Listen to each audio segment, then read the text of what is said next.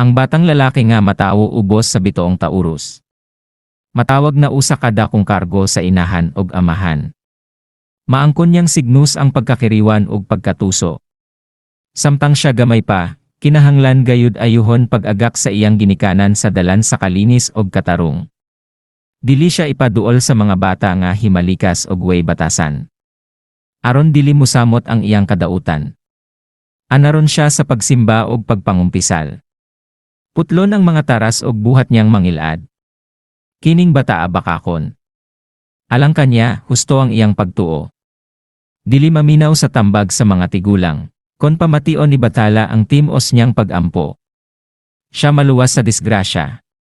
Mahimo siyang usa ka tawo nga linis og kinabuhi. Makiangayon og manggihatagon.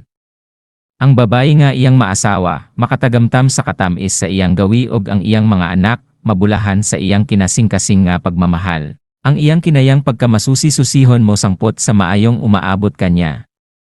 Labi na kon siya makatunob sa hataas nga tunghaan. Maminyo sa usa ka babayeng bahandianon.